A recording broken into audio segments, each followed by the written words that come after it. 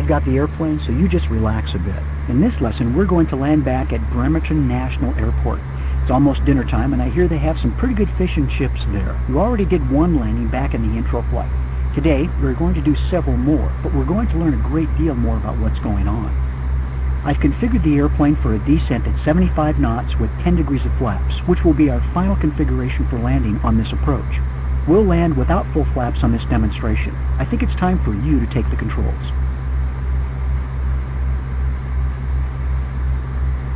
Notice that our power setting is 1900 RPM. This allows us to descend at a 500 foot per minute descent rate. I'm adjusting the pitch to maintain 75 knots. If at any time I thought I was too high, I'd reduce the power, perhaps a few hundred RPMs at first. If I thought I was too low, I'd add power, perhaps a few hundred RPMs initially. Yes, I'd always readjust my pitch to maintain precisely 75 knots. The question is, how do you know if you're too high or too low? You may have noticed the hoops we're flying through. That's a device used in Flight Simulator to help pilots become familiar with the maneuvers required for landing. As long as we stay inside those hoops, we will land right on the runway. Don't worry about hitting them. They're magic hoops and they won't hurt us. Ordinarily, we'd fly a standard rectangular traffic pattern to approach Bremerton and land. But today we have a clearance for a straight-in approach. Of course, the key to making your first landing a good one is to let me, your instructor, help you, which I'll gladly do. You will, however, do the most important part, and that is the landing flare. In the meantime, understand that the secret to landing any airplane is to keep from working too hard. When you have the airplane properly trimmed for the right airspeed, and you keep the wings level and make small adjustments to power, the airplane will practically land itself. We'll maintain this speed until we're past the threshold and are at 10 to 15 feet above the runway. Then, reduce the power and flare the airplane for landing. Don't worry, I'll talk you through the flare. In the meantime, to flare means to raise the pitch of the airplane just enough so that the main landing gear touches down before the nose gear does. You'll do this by reducing power and pulling back slightly so the VSI shows no more than a 100 foot per minute descent rate. Then, as the airplane slows further, you'll raise the nose to a 14-degree nose-up pitch attitude and hold the nose there until the main wheels touch down. See the beginning of the runway? That's the runway threshold. You always want to land beyond the threshold.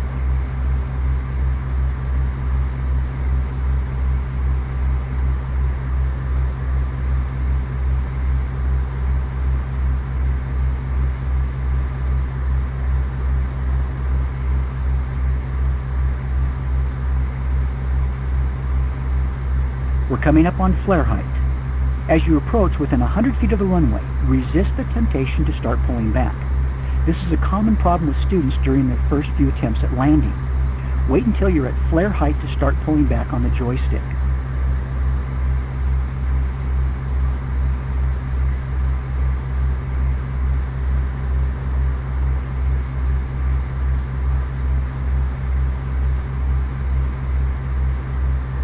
We're now at flare height. Reduce the power all the way to idle and raise the nose slightly to slow our descent rate to less than 100 feet per minute. As the airplane slows down, raise the nose to a 10-degree pitch attitude. Hold the nose there. As soon as we touch down, lower the nose to the ground and activate the brakes by holding down the period key or the trigger on your joystick. We'll stop here on the runway and talk about what we've done.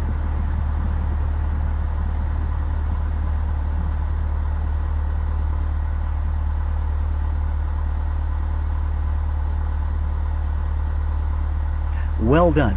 What we have done here is learned about the poppy, thresholds, and a little about the landing flare. What we are going to do next is the same approach and landing as before, except without the hoops to fly through. This will teach us to depend on the poppy and help us to learn what the runway should look like during the approach in case the poppy is out of service. If you finish the ground school reading on landings, you should be ready to try the second landing lesson. I'll be here waiting for you when you're ready. Lesson. If you haven't taken the first landing lesson, hit the escape key to end this lesson and go back to lesson 6. We're back on a long final at Bremerton National Airport. The approach is the same as the first landing lesson, except we don't have the hoops to fly through. This time, you'll control the airplane on the approach as well as during the flare. The only thing I'll do is keep your wings level for you throughout the landing. As before, the airplane is about 4 miles from touchdown at 75 knots with 10 degrees of flaps extended with the same power setting and descent rate as before. Okay, you've got the airplane. Take the controls. Always remember to use pitch to maintain our airspeed of 75 knots and use power to control the glide path. Here's one more tip for you. Take a look at our vertical speed indicator. At 75 knots, this airplane will need a descent of almost 500 feet per minute to make the runway.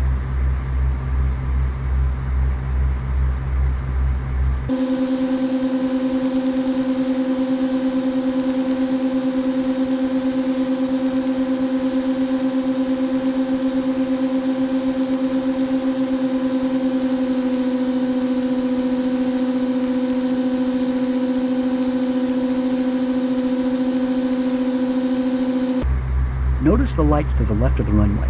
That's the poppy or precision approach path indicator. It's a set of lights that change color automatically to help you determine if you're on the proper glide slope. As you approach within 100 feet of the runway, resist the temptation to start pulling back. This is a common problem with students during their first few attempts at landing. Wait until you're at flare height to start pulling back on the joystick. As soon as you feel you're over the runway and at 10 to 15 feet above it, I want you to pull the throttle all the way back and flare like we did last time. Remember, we land with the power at idle in this airplane. If you find yourself gaining altitude during the flare, ease up on the back pressure and let the airplane settle back toward the runway. Then begin the flare again.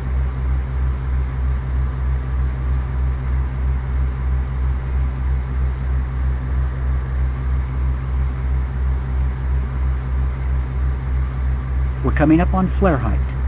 As soon as we touch down, lower the nose to the ground and activate the brakes by holding down the period key or the trigger on your joystick. We'll stop here on the runway and talk about what we've done.